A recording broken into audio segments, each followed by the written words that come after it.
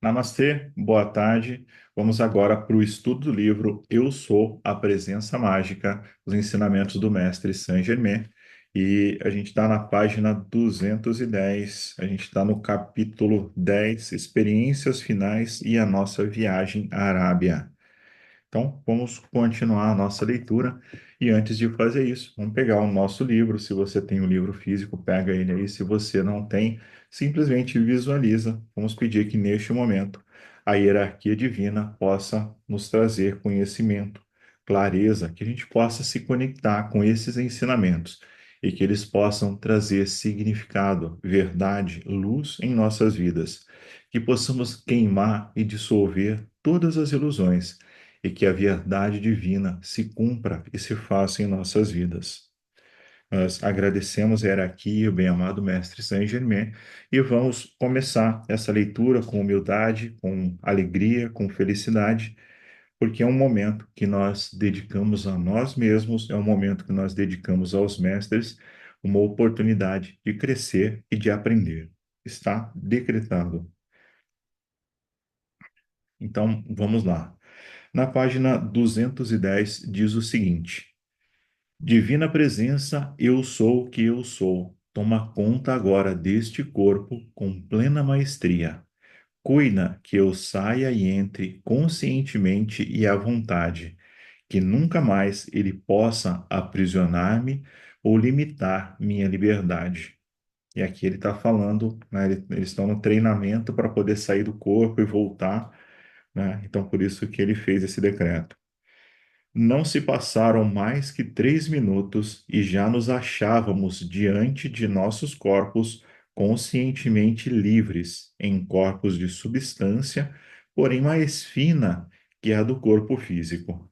Nestes estávamos mais claramente abertas e livres, estavam mais claramente abertas e livres do que até então estivéramos em corpos físicos. Vinde comigo, disse Leto. Instantaneamente atravessamos do camarote para a superfície de águas plácidas e fomos diretamente à sua casa, em Paris. Vimos e cumprimentamos seu mestre. Continuamos a viagem para a sede da Fraternidade na Arábia, que visitamos mais tarde. Quando voltamos para perto de nossos corpos, e ela falou de novo: Esperai, vamos fazer isso conscientemente, dirigiu ela. Encaminhou-se para cada corpo que se encontrava na cadeira, tocou na testa e imediatamente o corpo se levantou, parecendo estar ainda adormecido. Nesse momento, ela deu a orientação necessária, que não podemos transmitir aqui, e estávamos, de novo, plenamente conscientes em nossos corpos. A experiência toda era diferente de qualquer coisa que tivéssemos vivido até então, e deixou em nós uma confiança incrível de que poderíamos pô-la em prática novamente. Tentamos agradecer-lhe, mas ela levantou a mão, pedindo silêncio. O amor serve porque é da natureza do amor dar, e ele não se preocupa nem espera agradecimento por motivo de suas dádivas. Contudo, vossa gratidão é bela, e eu a entendo bem.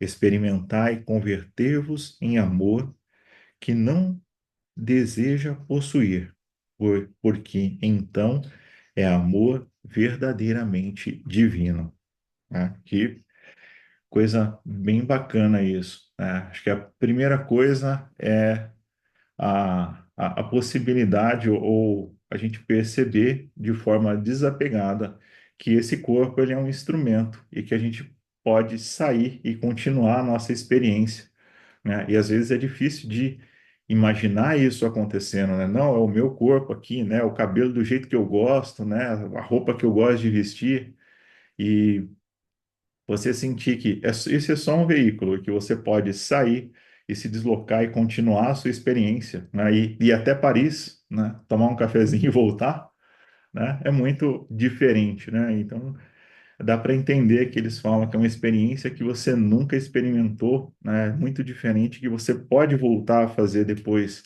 né? E aí fica a pergunta: quantas outras coisas incríveis que nós também não podemos fazer com o uso da divina presença, com o treinamento certo e adequado, né? E nos faz pensar numa outra coisa, né? Quantas distrações que a gente tem no dia a dia, quantas bobagens que às vezes roubam o nosso dia todo, às vezes roubam a nossa semana e nos impede da gente estar focado naquilo que é realmente importante, de estar concentrado em Deus, na divina presença, de estar fazendo decretos, de estar elevando a nossa vibração.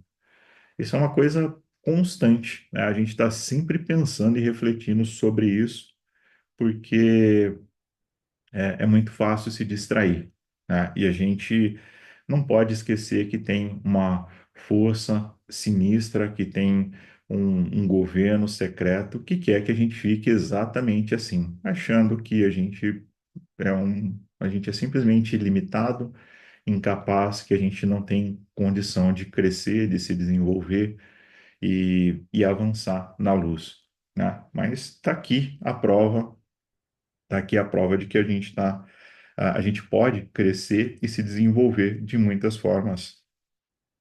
É, Matilde, boa tarde, tudo bem?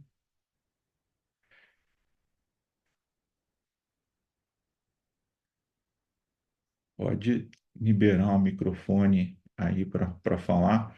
Seja bem-vinda, tá? A gente está fazendo a leitura do livro Eu Sou a Presença Mágica, tá? Fica à vontade para fazer perguntas e se tiver alguma coisa para colaborar, fica à vontade também. Eu não. Deixa eu ver como é que. Não está bloqueado, mas tá, o seu microfone está fechado. Não, não está bloqueado, eu só não quis. Ah, tá bom. Ah, tudo bem. Eu achei que tivesse aqui, mas tá bom. Eu. Seja bem-vinda, viu? Tá, obrigada. Bom, e aí, né? Continuando aqui, ela fala do amor, né? Quando alguém tentou agradecer, ele fala que o amor serve porque é da natureza do amor dar, né? E o Arcanjo fala sempre disso, da importância da gente tentar se ver como um sol de luz radiante, né? Então, a gente fez a meditação agora para imaginar você como um sol de um determinado raio irradiando em todas as direções. E é exatamente esse o propósito, né? Você simplesmente ser um foco de luz, irradiar amor, paz, alegria, cura, liberdade, sem cobrar, sem ter um objetivo de alguém vir agradecer, de ter um retorno. Simplesmente ser essa fonte que jorra amor, que jorra luz. Tá? Então, seguindo aqui, os dias que se seguiram foram preenchidos com alegria, beleza, repouso e paz, a contemplar de dia as águas iluminadas pelo sol e à noite o maravilhoso luar, que até nosso ser passava a transpirar louvor e gratidão pela felicidade de estarmos vivos. O navio entrou nas docas de Cherburgo e seguindo Leto, que nos conduzia, fomos para os automóveis que nos esperavam. Rumamos para Paris, Pérola e nada, ah, para Pérola e nada, no carro dela, Bob, Rex e eu no segundo carro. Ao chegarmos à casa de Leto, em Paris, seu mestre cumprimentou-nos com sua maneira graciosa e cortês. É uma grande alegria para nós, disse ele, fazerdes desta casa a vossa, pelo tempo que desejardes, e que possais sentir tanta liberdade para ir e vir como se estivesseis em vossa residência na América. Os próximos poucos dias passamos com esses abençoados mestres aprendendo muitas coisas magníficas e recebendo alguns ensinamentos profundos a respeito do maravilhoso trabalho da grande fraternidade branca. Seu estupendo poder, trabalho interior e realização tornam perplexo o intelecto de qualquer pessoa que não esteja familiarizada com essa espécie de conhecimento. Fomos colocados sobre treinamento e Leto, depois de terminada nossa instrução diária, mostrou-nos os lugares de interesse durante a tarde. Nenhum momento era desperdiçado, porque, como disse, breve deveríamos partir para a Arábia, pois ela esperava o chamado dentro de uma semana. Em visita ao Louvre, Leto mostrou-nos o trabalho de um jovem artista que pintara um quadro intitulado União de Duas Almas. O intuito era retratar a união dos raios gêmeos, e foi uma concepção maravilhosa, uma esplêndida obra de arte. Estamos esperando por uma oportunidade, disse ela, para ver se esse artista pode ser despertado para a sabedoria interior, depois de receber essa interpretação de sua ideia. Na metade desse trabalho, ele inconscientemente fechou a porta à inspiração que recebera no começo, e meu mestre, vendo-lhe a dificuldade, deu a necessária assistência que restabeleceu seu contato com a inspiração divina e habilitou-o a completar o quadro. Naturalmente, o autor não percebeu o que se passou, mas o resultado foi a pintura maravilhosa que vedes diante de vós. Tá? E aqui tem um trecho muito interessante para a gente comentar, né? Quantas vezes que nós não somos o pintor desse quadro, só que a gente não se deixa permitir receber a ajuda dos mestres, né? E a gente simplesmente fecha a porta e não ouve. Então, é um exemplo muito importante. É, nós estamos aqui velados, né? A gente consegue enxergar um palmo na nossa frente e a gente não sabe quem que está nos ajudando, quem está nos assistindo ou quem que está nos atrapalhando. Então, se a gente simplesmente não faz nada, se a gente não pede proteção, se a gente não medita, se a gente não tenta expandir, elevar a nossa consciência, a nossa vibração, certamente quem está por trás aqui, comandando, querendo controlar a nossa vida, não está interessado em nos ajudar apenas. Esses seres estão aqui interessados em que a gente continue preso, o que a gente estava falando um pouco antes. Mas tem toda uma espiritualidade. Cada um de nós aqui encarnado está encarnado por conta de uma equipe de trabalho que está nos ajudando e assistindo, e muitos seres estão nos ajudando nessa jornada de crescimento espiritual. Então, a gente precisa ter um pouquinho de fé, um pouco mais de confiança, se entregar um pouco mais e tem uma coisa que a gente precisa entender, né? A nossa jornada, ela não é uma jornada que só a gente faz, né? É uma jornada em que a gente tem que fazer a nossa parte, sim, mas a nossa divina presença, a hierarquia espiritual, ela faz também a parte dela. Ela nos assiste, ela nos orienta, ela nos mostra o caminho a seguir. Isso isso é bem importante da gente ter consciência, porque naquela hora do aperto, naquela hora que está tudo ruim, naquela hora que nada parece dar certo, a gente tem aquela tendência de desistir, de entregar os pontos, de falar, não aguento mais, né? Ao invés de entregar isso para a nossa divina presença e falar, ó, tô com esse problema aqui, não tô dando conta, não aguento lidar com esse trem, não. Me ajuda aqui.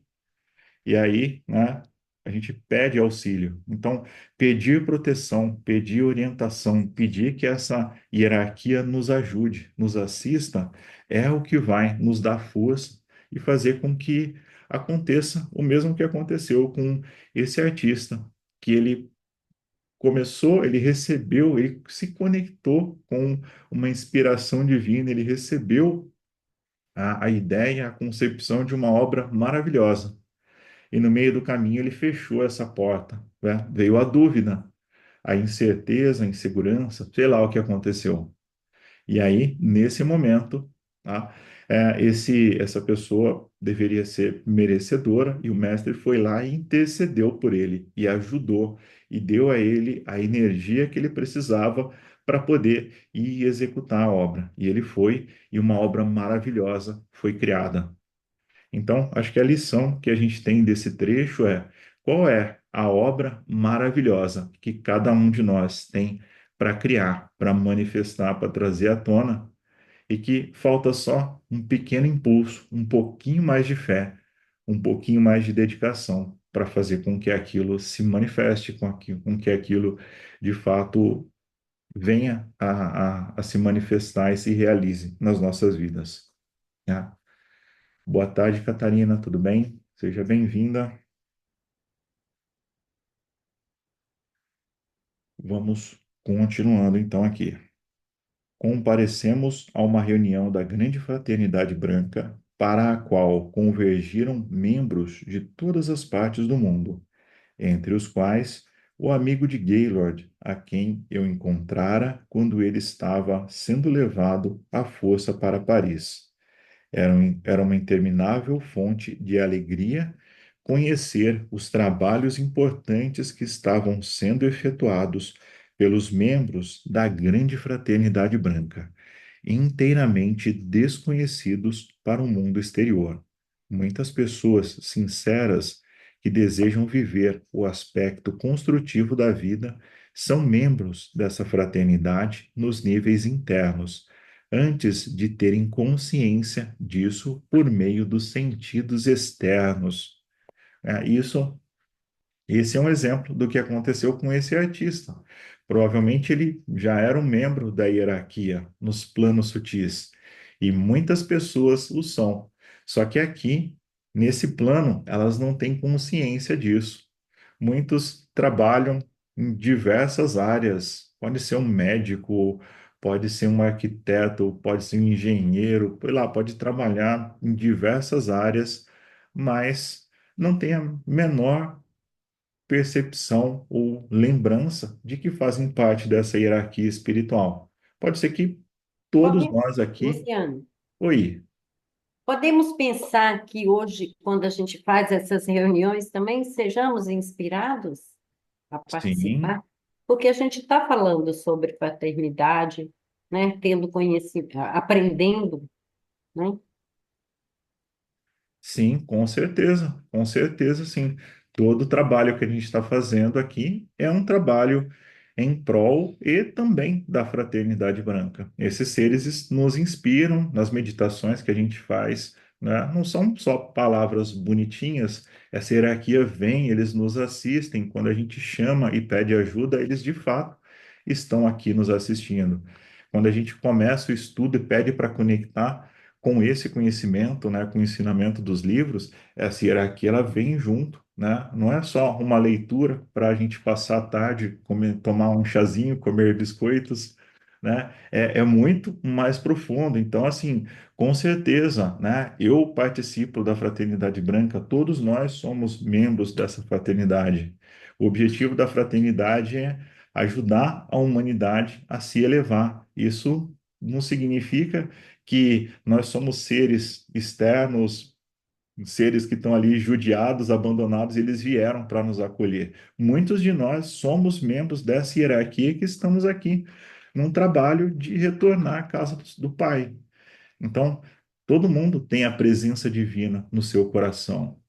E se você se sente uma fonte de amor, uma fonte de alegria, uma fonte de paz, você está se conectando com esses seres.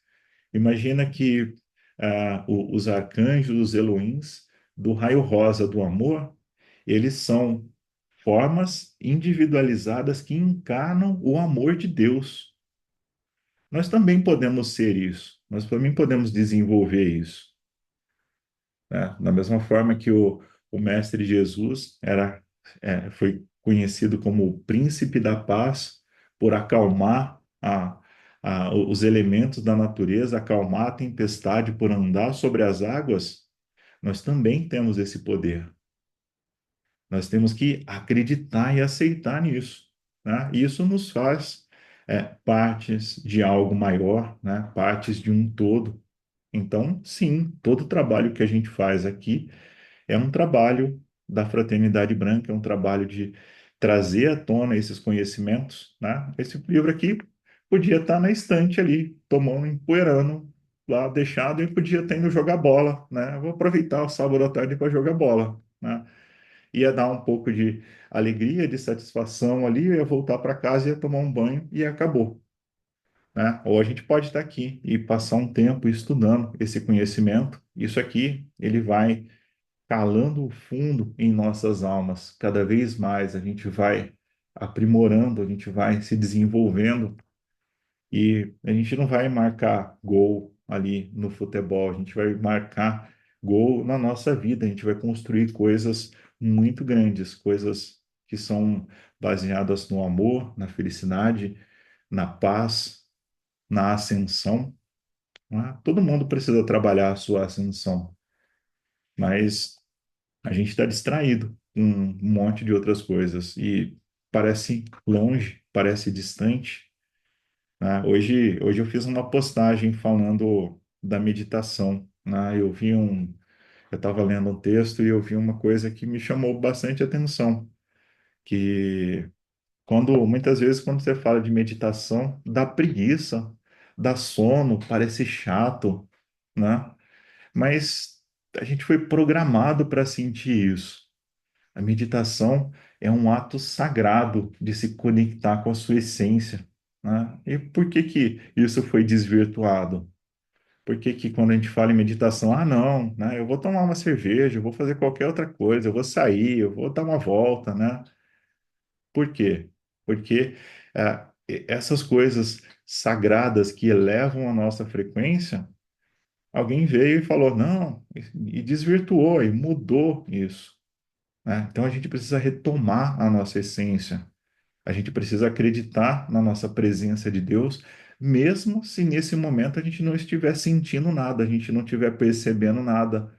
Ela está ali, ela está nos ouvindo. Então a gente precisa sentir essa energia, a gente precisa colocar energia nesses estudos, nesse trabalho e praticar. A meditação vai ser chata, né? Porque você está programado, né? Todo mundo fala, tá no inconsciente. Foi uma sementinha que foi plantada para a gente não se conecta com Deus. É só reza de vez em quando. Não precisa. Tá tudo bem. É isso que o nosso quadro obsessor está dizendo. Fica assim que tá tudo bem. Não vai gastar o seu tempo meditando, não vai gastar o seu tempo rezando, não vai gastar o seu tempo pedindo proteção, né? Não dá preguiça de pedir proteção? Né? Por que que será que dá preguiça, né? O quadro obsessor ele vem assim e fala, não, deixa pra lá, não precisa, né? Por quê? Porque é um prato cheio para eles. E fica tudo muito mais difícil para a gente, fica tudo mais complicado. Então a gente tem que pedir proteção todos os dias, a gente tem que se conectar com essa hierarquia, a gente tem que falar, minha divina presença, eu tô aqui. A gente tem que pegar essa galera lá de cima e todo dia começar a encher o saco deles, falar: eu tô aqui, viu? Eu tô aqui, eu continuo aqui, olha para mim aqui. Porque eles vão olhar, eles vão falar: poxa, ó, esse aqui tá insistindo, né? Vamos lá, vamos ver o que está acontecendo. E aí a coisa começa a aparecer, né? E aí a coisa vai, né? Olha só, a egrégora da chama violeta, ela não surgiu um dia, criou e começou, né? A gente está há muitos anos trabalhando. Aí, de repente, a gente falou, vamos começar a fazer chama violeta uma vez por semana. E começou a aparecer um monte de gente. Vamos criar uma egrégora. E começou a aparecer, tem mais de 100 pessoas no grupo. Eu nem sei quem são as pessoas. Apareceram, estão lá decretando, postando coisas e apareceu um monte de material interessante. Então, tem uma troca na comunidade ali. Então, isso tudo fomenta, isso tudo faz com que essa energia flua, né? Não é uma coisa à toa, tem uma energia por trás sustentando. E aí as pessoas vão recebendo proteção, as pessoas vão tendo dias mais tranquilos, as pessoas não ficam vivendo um turbilhão de problemas, as coisas vão se apaziguando. Os problemas continuam existindo, mas tem serenidade, tem amor, tem mais tranquilidade. Você vai olhar com um pouco menos de emoção, de, nossa, eu preciso resolver, eu vou xingar, eu vou chutar. Não, você vai olhar um pouco mais de trás e vai falar, presença de Deus, atua aqui, minha presença amada, me ajuda com isso. E as coisas vão se resolvendo, as coisas vão fluindo. Então, assim, eu não tenho dúvida nenhuma de que quanto mais pessoas decretarem, quanto mais pessoas pedirem, quanto mais a gente reforçar essa energia, mais pessoas vão se beneficiar, mais pessoas vão crescer, porque não é só a energia das pessoas que estão ali, é a energia da chama violeta e de uma hierarquia de seres. Então, tem um exército de seres de luz protegendo aquelas pessoas e ajudando. E você vê como é uma, de verdade, uma grande comunidade, todo mundo se ajudando ali. Então você está decretando, você está rezando, você está pedindo por você e por e todo mundo recebe, né? Então é bem importante por conta disso tudo, né? Então acho que foi muito boa a sua pergunta, né? Muito boa mesmo. Seguimos. Vamos lá que eu perdi até onde que a gente parou aqui.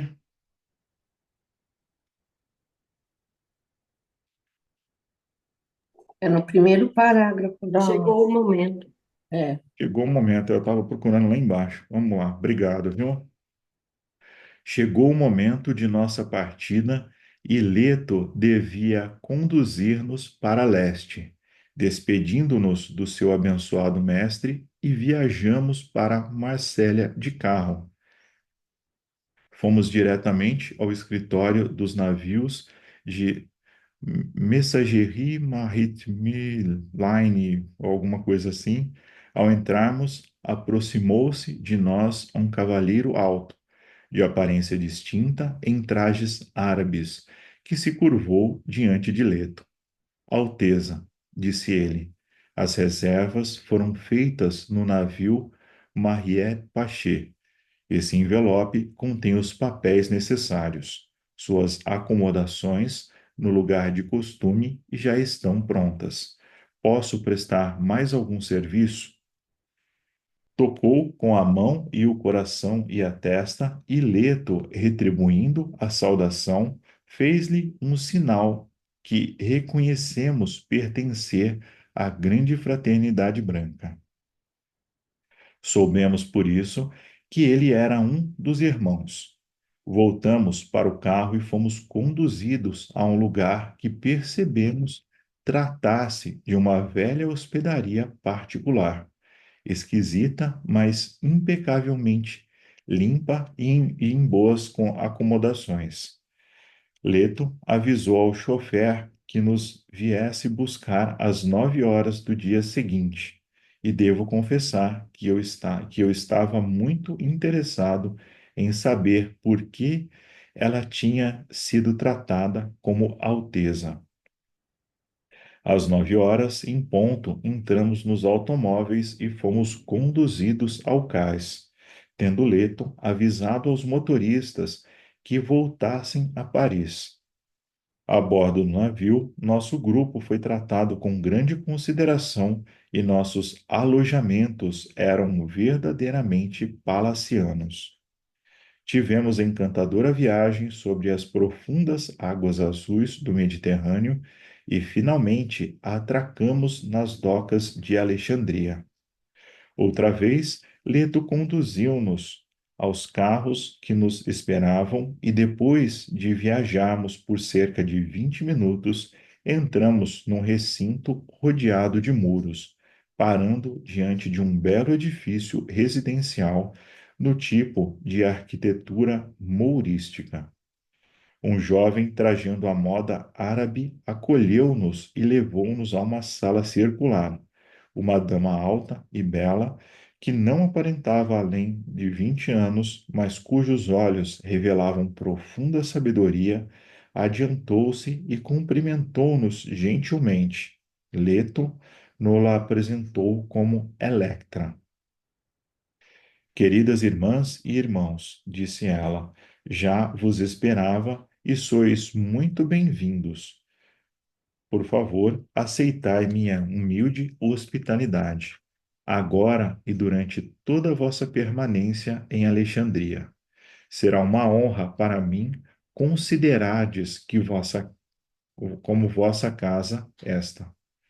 Vosso querido mestre esteve ontem aqui e pediu que ficasseis por 2 dias.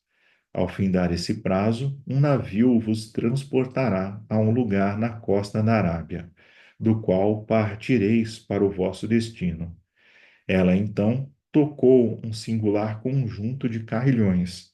O jovem voltou e mostrou nossos aposentos individuais. Durante a conversa do jantar, soubemos alguma coisa sobre a família de Electra. Seu pai era inglês e sua mãe francesa. Alguém perguntou quanto tempo fazia que tinha morrido e ela respondeu: há 120 anos. Vede, ainda não estou tão adiantada quanto vossa maravilhosa escolta, mas já consegui atingir domínio bastante para eliminar o tempo e o espaço.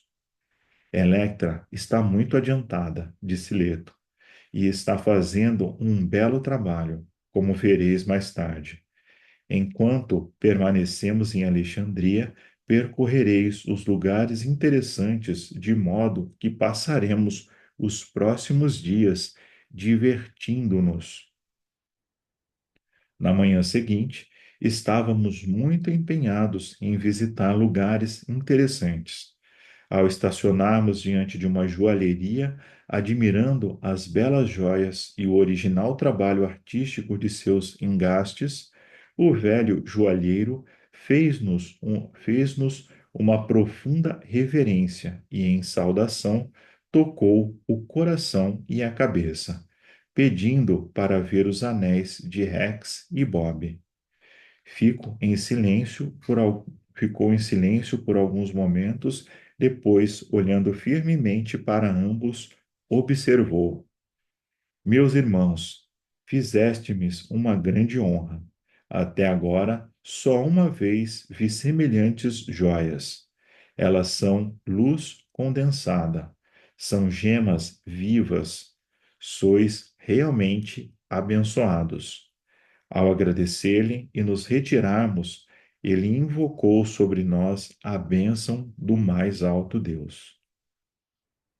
Na tarde do dia seguinte, após visitarmos o velho joalheiro, estávamos ouvindo Electra descrever suas experiências, quando, quando caiu do ar um envelope fechado, diretamente aos pés de Rex.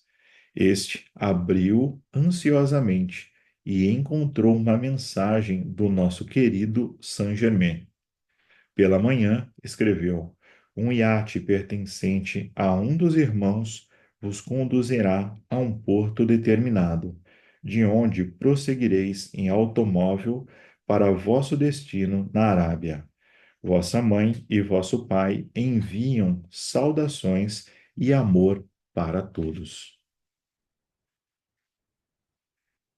Na manhã seguinte, Electra acompanhou-nos ao iate, uma bela e graciosa embarcação, elegante como um galgo. Esperar-vos-ei à vossa volta, antes de irdes para a Índia, disse ela à despedida. Tivemos mais uma surpresa ao chegar a bordo do iate, pois o seu proprietário não era outro senão o amigo de Gaylord, o irmão que fora ao meu encontro no navio, quando cheguei em Cherburgo, na ocasião em que Gaylord fora feito prisioneiro. Aquela nossa viagem estava bem preparada em todos os pormenores, com muito conforto e conveniência. Dificilmente se pode imaginar a alegria dessas atividades, a menos que já se tenha experimentado alguma coisa dessa natureza. Logo que entrarmos em alto mar, nosso anfitrião deu-nos uma inteira atenção. Acabo de receber uma carta de Gaylord, disse ele, que ainda se acha na América do Sul. Está completando lá um certo trabalho e pediu-me que transmitisse lembranças suas a todos vós. Disse que espera ver-vos dentro de algumas semanas, e até então seu amor estará vos envolvendo. Agradecemos ao hospedeiro a mensagem de nosso amigo, cujo bem-estar nos interessava muito. Nossa viagem pelo Canal de Suez foi deliciosa e havia tanta tradição divina ligada ao Mar Vermelho que esperamos sentir alguma emoção ao passar através dele. Já tínhamos, uma após outra, experimentado tantas coisas maravilhosas que quase antecipamos ver as águas se dividirem e as cenas que há muito tempo apareceram no éter. Ao relembrarmos os milagres daquele tempo, nosso hospedeiro instruiu: os milagres não são mais do que o resultado de uma poderosa e onipresente lei cósmica posta em ação, conscientemente por alguém que aceita sua autoridade divina e compreende seu uso. As leis que governam qualquer espécie de manifestação que a mente humana considera sobrenatural são tão naturais e infalíveis como o deslocamento de um planeta. Toda a atividade, desde o elétron até os maiores sóis do espaço, está sob o controle e sobre exata operação da lei, posta em ação por uma inteligência autoconsciente individualizada. Quando o indivíduo compreende e aplica a grande lei que governa a manifestação na forma, pode produzir e produz resultados exatos. Assim, verdadeiramente falando, não há milagres. Então, bem interessante essa colocação dos milagres, né? Elas têm a ver com o estudo do um curso em milagres também, que tem uma definição bem interessante de milagres, mas é bem isso, né? A nossa, às vezes o nosso egoísmo, né? A nossa prepotência de querer achar que a gente domina, que a gente controla tudo, que a gente tem que ter o controle de tudo, né? E o que a gente precisa, na verdade, é conhecer as leis divinas e aplicar essas energias e confiar na presença divina, pedir que ela atue através de nós, e então os milagres, de fato, eles acontecem, né? Ele está dizendo aqui o seguinte, né? Assim, verdadeiramente falando, não há milagres, né? Então, pensa que a gente tem embutido no nosso inconsciente aqui que milagre é uma coisa que só os santos fazem, né? Que Jesus fazia milagres, né? E os milagres que acontecem todos os dias à nossa volta, e os milagres que nós mesmos fazendo, pedindo, e depois a gente acha, nossa, olha só o que aconteceu, né? Mas a gente foi lá, pediu, a gente rezou, a gente decretou, e de repente acontece, e você fica lá assim, nossa, aconteceu. Sim, aconteceu porque você fez acontecer, né? Você fez a sua parte e acreditou e se entregou. Porque tem isso também, né? Tem as pessoas que não acreditam e também não fazem nada, mas tem aquelas que acreditam, que fazem e quando acontecem elas ficam descrentes, né? E agora, né? Por que que aconteceu? Por que que deu certo? Por que que eu sonhei com Jesus? Por que que aconteceu tal coisa? Por que que eu recebi um recado, né? Por que que apareceu um envelope de ouro aqui, eu fui abrir, tinha uma mensagem de Saint Germain, né? Por que não acontecer com cada um de nós? Isso está à nossa disposição, tá? Nós somos muito mais dignos, nós somos seres que são expressões de Deus. Só que a gente se contenta com a miséria humana de ser reconhecido pelos outros. E a gente abandona a grandiosidade no nosso ser. para poder miseravelmente pedir a atenção das pessoas que estão à nossa volta, para ser ouvido, para ser querido e pedir que o exterior, por favor, me olhem, me notem, me percebam aqui. E a gente simplesmente não se dá conta de que tudo que a gente precisa está aqui dentro.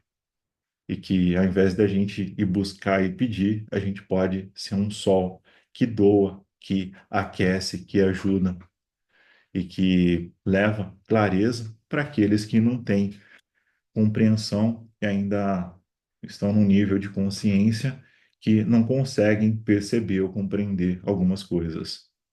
Então, a gente tem uma jornada incrível, magnífica para viver.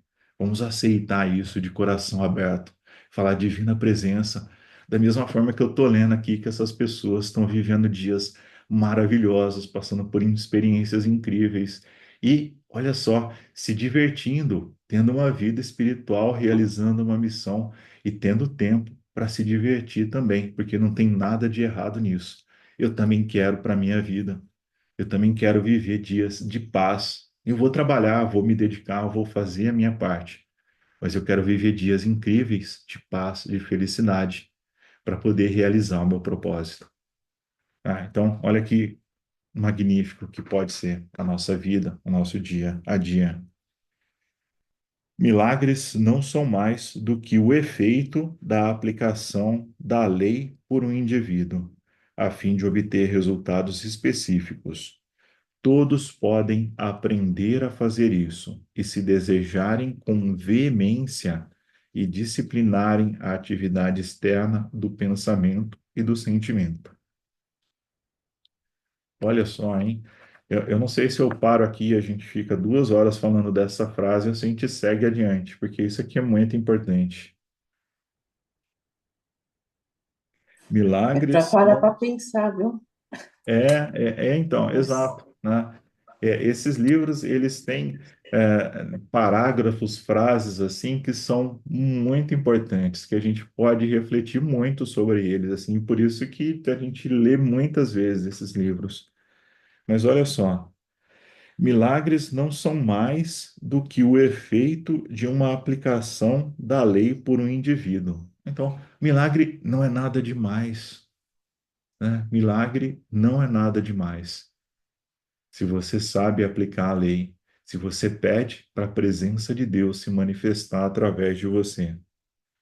É uma atividade com o objetivo de obter um determinado resultado. Abençoar uma pessoa, curar, atingir um determinado objetivo. Todos podem aprender. Não são pessoas privilegiadas, não é só quem está estudando a fraternidade branca ou está numa determinada corrente espiritual. Todas as pessoas, sem exceção, podem aprender a realizar grandes obras, as obras de Deus. Isso se desejarem com veemência, desejar com todas as forças. Eu estava lendo um livro esses dias falando sobre felicidade, né? Todo mundo quer ser feliz, todo mundo quer ser feliz, mas o quanto você deseja ser feliz? E esse livro estava dizendo que para você ser feliz, você tem que desejar com todas as suas forças isso. Você tem que querer muito isso. Você tem que querer tanto que você todos os dias aceita e vive como se aquilo fosse verdade, até que de fato aquilo começa a se manifestar. Então você tem que desejar com veemência, com força, com autoridade, com toda a sua energia e com disciplina, né? Não adianta ficar 2 horas falando eu quero, e depois larga isso e nunca mais pede, né? É com disciplina, todos os dias, criar uma rotina, a chama violeta é a chama do ritmo. Então, todos os dias, no mesmo horário, vai, decreta, decreta, decreta, pede, pede, pede, e a coisa vai se manifestar. Então, disciplina a atividade externa do pensamento e do sentimento. Então, a gente tem que fechar a porta para as ilusões, para a dúvida, para a ansiedade, para a preocupação, para um monte de coisas que tentam roubar a nossa atenção. Então, chegamos ao ponto em que estávamos destinados, onde automóveis já nos esperavam para percorrermos o resto do caminho. Nosso hospedeiro acompanhou-nos até o retiro árabe, tendo dado instruções para seu iate esperar até voltarmos. Tínhamos jantado antes de deixar o iate, pois já era tarde quando alcançamos o porto. Leto explicou-nos que devíamos viajar durante a noite a fim de passarmos despercebidos por aquele local da cidade. Atravessamos muitos lugares estranhos e chegamos ao nosso destino antes da alvorada. Paramos diante de uma cabana que Gaylord já nos descrevera, junto ao sopé de uma colina. Como pudemos chegar ali de automóvel, em vez de o fazer por meio de camelos, não soubemos, nem a hora de fazer, não, não soubemos, nem era hora de fazer tal pergunta.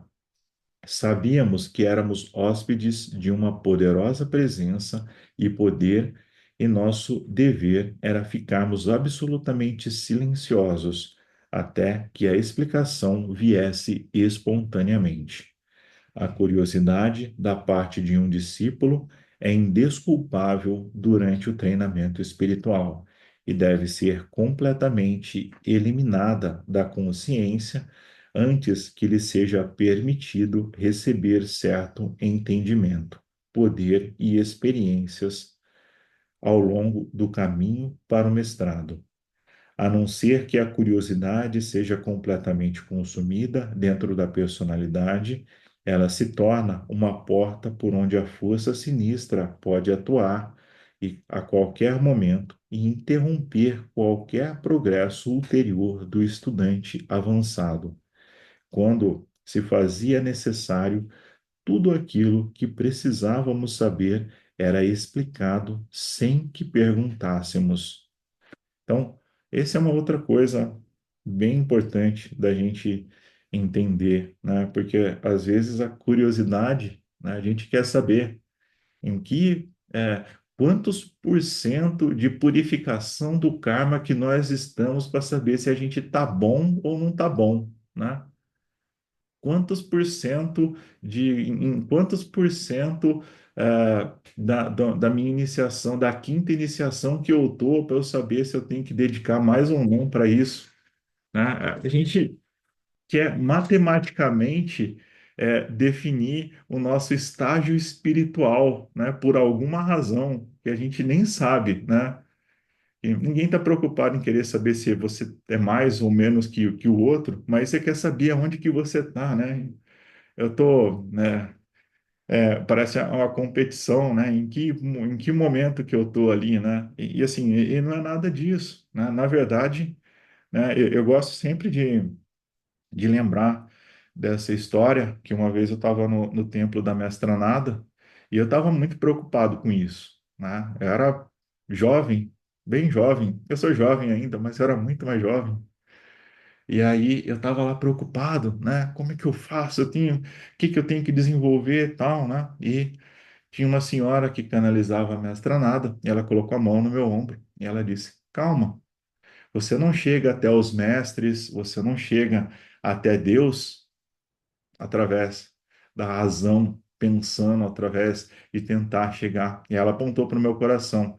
É através da sua intuição, é através da emoção que você vai chegar até Deus. Então, para com tudo isso. Simplesmente faz o seu trabalho de hoje. Medita, reza, faz a sua oração e segue a sua vida.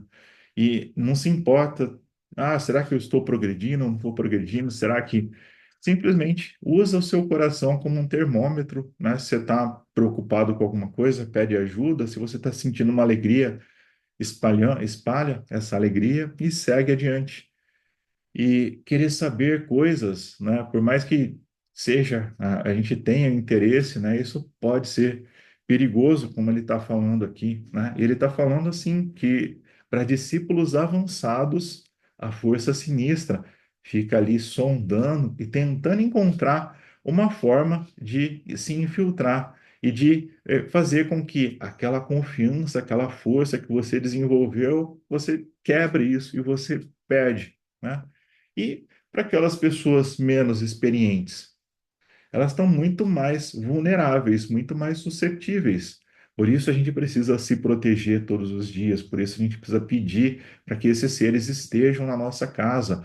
Anjos rosas do amor divino vêm todo dia na minha casa, que envolve todo o ambiente, eleva a frequência, né? A chama branca da ascensão eleva a energia do meu lar, da minha casa, da minha família, para que a força sinistra não se aproxime, né? Existe uma guerra espiritual acontecendo e a gente tem que se cuidar.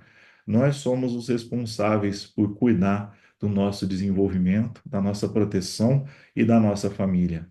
Então, nós podemos cuidar do nosso desenvolvimento e também proteger aquelas pessoas queridas, amadas que estão à nossa volta.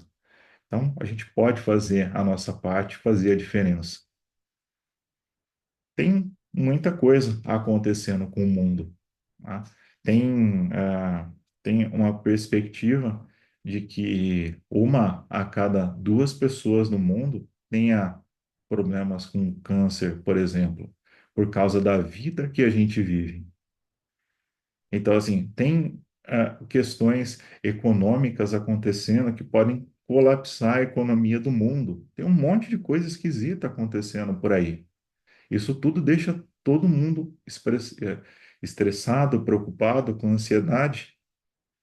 Então, vamos sair dessas frequências, sair dessas ondas de negatividade, de ansiedade, de preocupação, e vamos fazer a nossa parte. É um pouquinho por dia, né? É se alimentar melhor, é dormir, procurar dormir melhor, sentir o seu corpo ali, o que que ele está precisando, né? Ah, mas de vez em quando eu gosto de comer uma feijoada. Tudo bem, coma a sua feijoada, mas não precisa comer tanta feijoada para ficar giboiando a tarde inteira. Come menos, né? Então, dá para viver bem e viver tranquilo.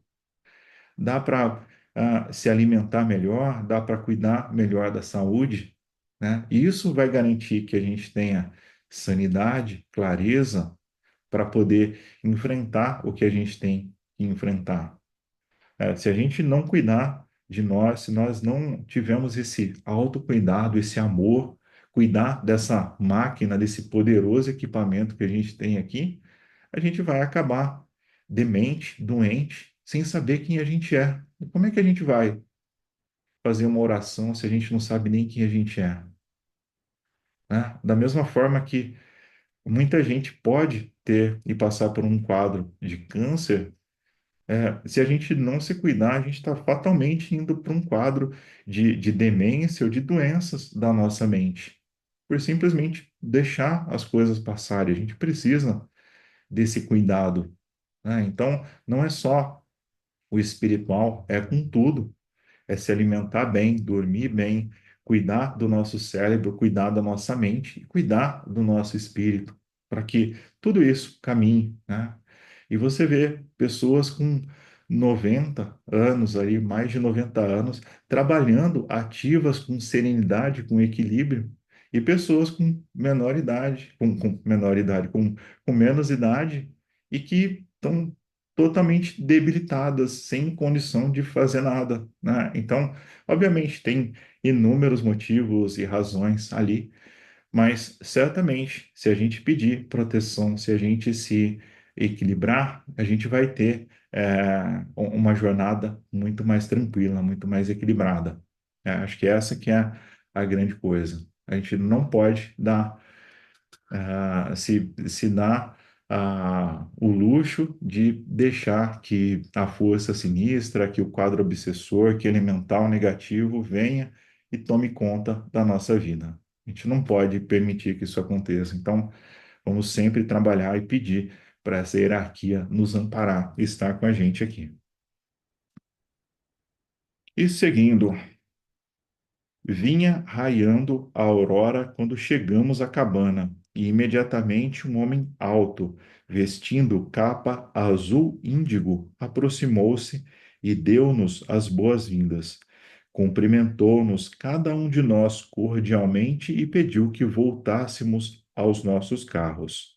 Nessa ocasião, se houvesse ocorrido um cataclismo, dificilmente poderíamos ter tido maior surpresa, porque diretamente em frente a nós a terra se abriu, revelando uma espécie de entrada semelhante à mandíbula feita de metal, bastante larga para deixar passar nossos carros.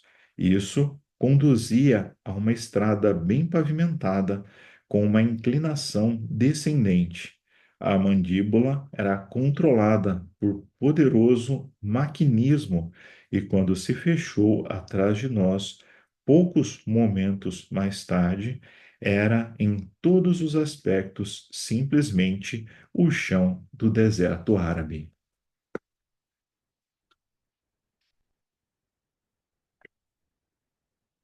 Deixa eu só ver aqui. Nossa, tem bastante coisa para ler ainda.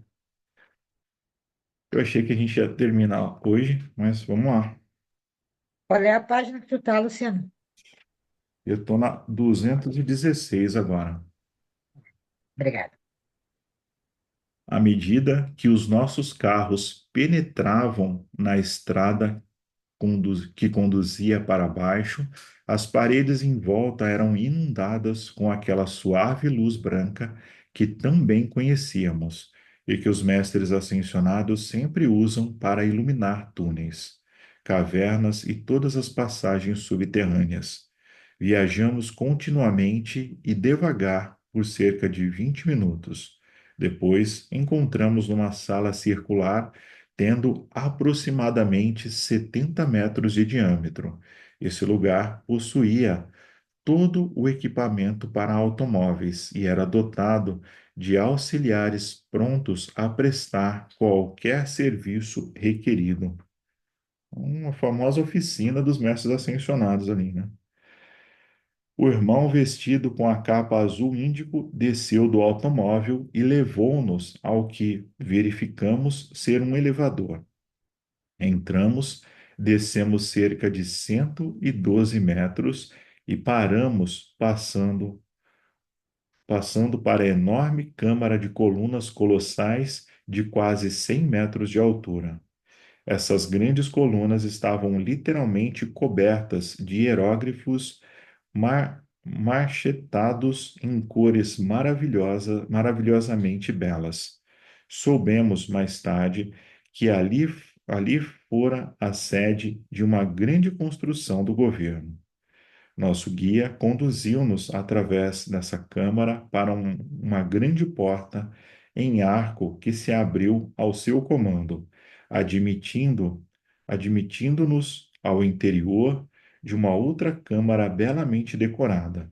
O teto, arqueado e muito ornamentado, era sustido por uma única e colossal coluna no centro. Essa segunda sala devia ter mais ou menos 60 metros de cada lado. O irmão de capa azul quebrou o silêncio. Essa é uma das nossas principais salas de conselho, que muitas vezes usamos como sala de banquetes. Queridas irmãs e irmãos, vós que ainda não fostes formalmente recebidos como membros de nossa ordem, sois os primeiros discípulos que jamais foram admitidos a este antiquíssimo retiro, sem ter sido completamente aceitos nas atividades exteriores desse ramo da grande fraternidade branca. Mas eu vos asseguro que nossas credenciais são perfeitamente suficientes. Com essas palavras, arremessou para trás o capuz de sua capa e apareceu diante de nós o nosso abençoado mestre Saint-Germain. Experimentamos uma forte emoção, mas logo nos sentimos inteiramente em casa. Agora serão indicados vossos aposentos, e depois de vos refrescardes e vestirdes vossas túnicas inconsúteis, vinde ter aqui comigo. Um rapaz e uma moça apareceram e nos mostraram o caminho dos nossos quartos. Mais tarde, quando voltamos para a sala do conselho, diversos irmãos já tinham chegado e conversavam com Saint-Germain. Dentro de 7 dias, expôs ele, um conselho internacional da Grande Fraternidade Branca deverá ter lugar neste retiro. Os maiores de nossos membros estarão aqui, porquanto essa espécie de conselho só se reúne de 7 em 7 anos. Nessa ocasião, sereis feitos membros do corpo exterior, tanto como do interior. Por favor, sentai-vos, pois desejo dar-vos informação a respeito da cidade onde vos encontrais agora. Ele então agraciou-nos com outro magnífico discurso, que nos deixou encantados acerca do lugar de maravilhas que é esta terra, isolada do resto do universo. Houve um tempo, explicou, em que esta cidade su- es- estava na superfície da terra. Alguns mestres ascensionados sabiam que um cataclismo ameaçava, por isso selaram uma parte dela para uso futuro. Na catástrofe que se seguiu, ela mergulhou muito abaixo do nível original, foi preenchida e coberta pela areia da terra, das terras adjacentes, tornando-se assim um deserto. Os cimos dos mais altos edifícios estão, em alguns lugares, 38 metros totalmente abaixo da superfície. Passagens foram mantidas abertas que asseguram sempre uma ventilação perfeita.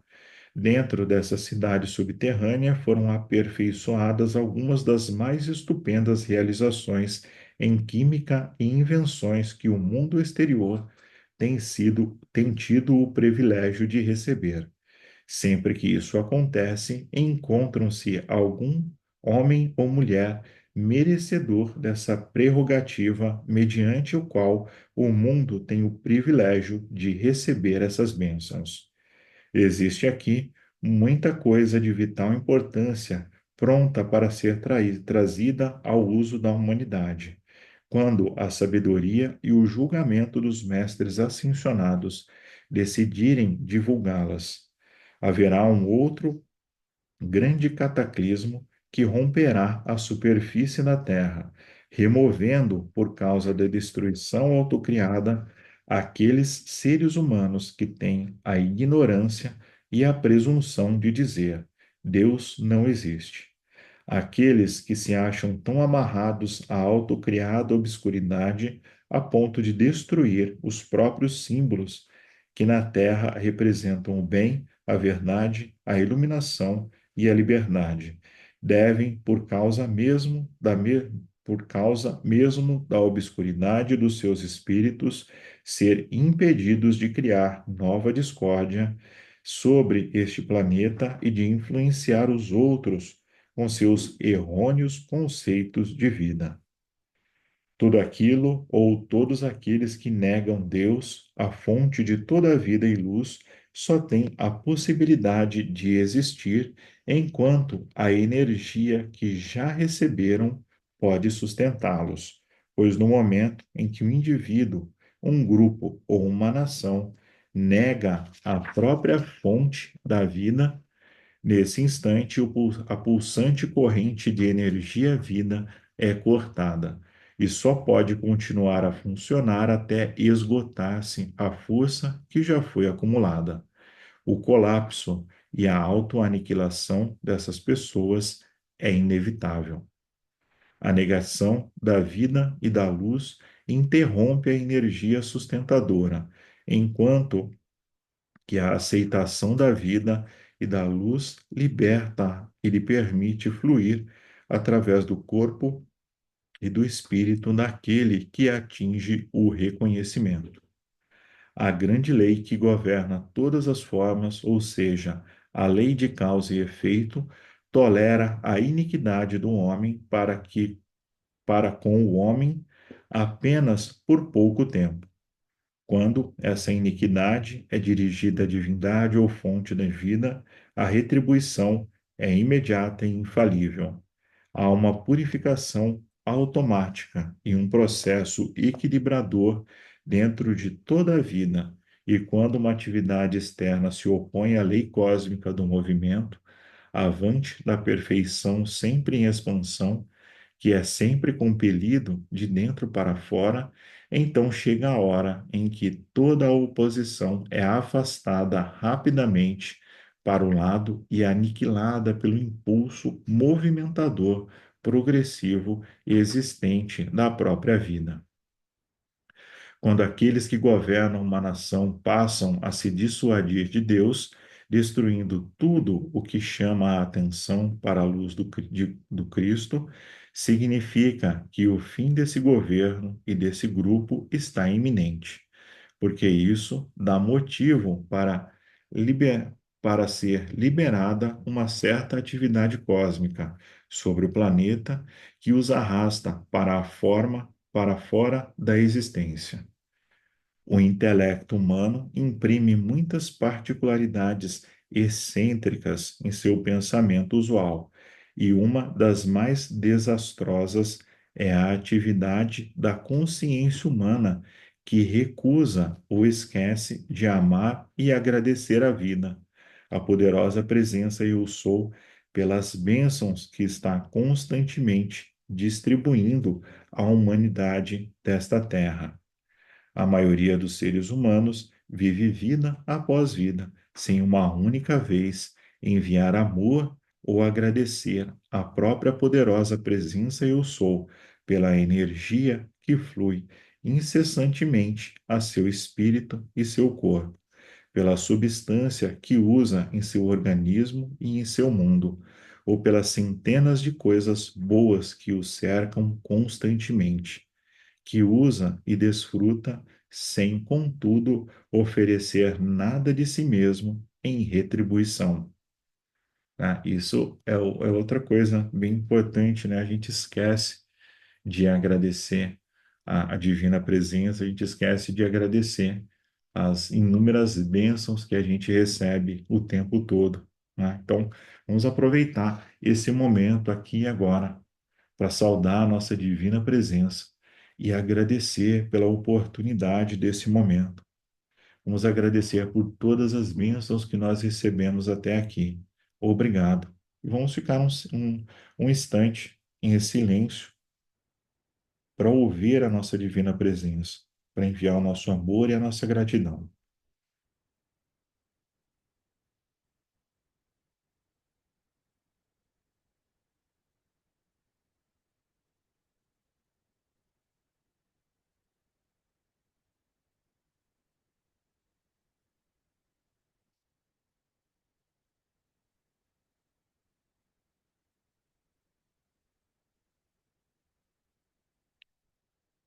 Que assim seja, está decretado. E vamos lá. Muita gente carrega um sentimento de rancor contra a vida, responsabilizando-a pelo sofrimento, pelo seu sofrimento e fracassos, quando apenas uma pequena soma de gratidão e amor derramada sobre a presença Eu Sou dentro de cada coração humano transformaria toda discórdia em paz e amor, expandindo a perfeição da vida dentro da atividade externa do indivíduo.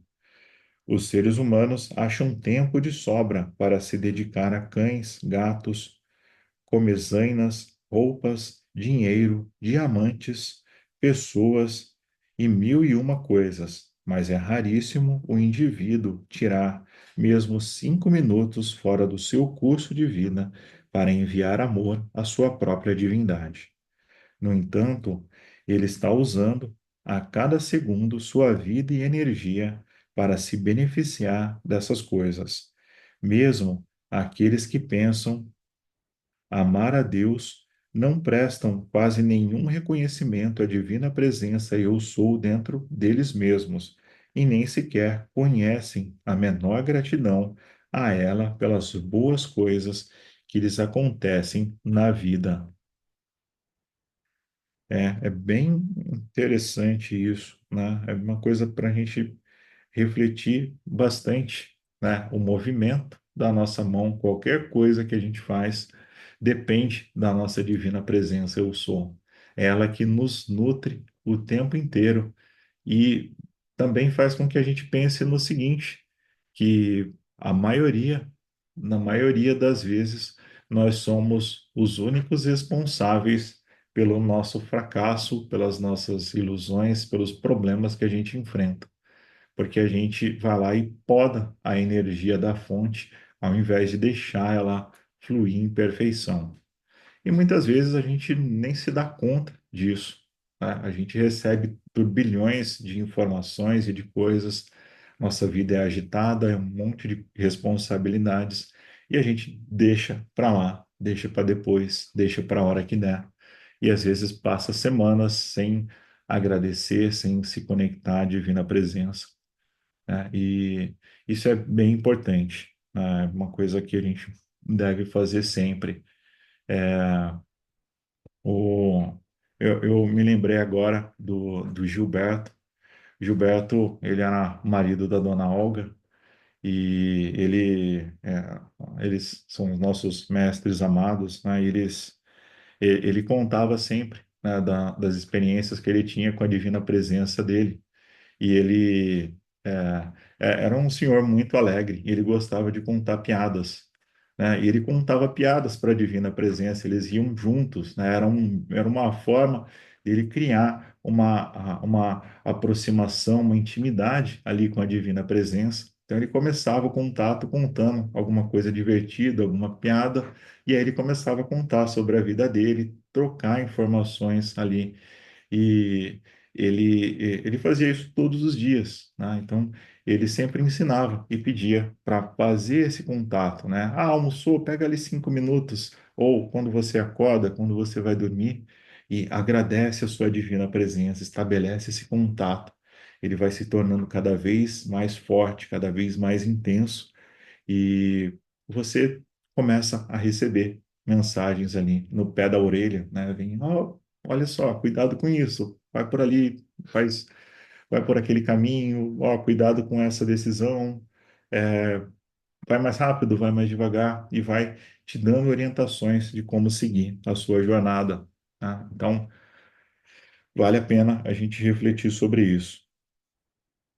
Isso não quer dizer que não nos dediquemos, que não dediquemos amor às coisas na atividade exterior, mas certamente deveríamos amar a divindade interior em primeiro lugar e mais do que qualquer outra coisa ou personalidade.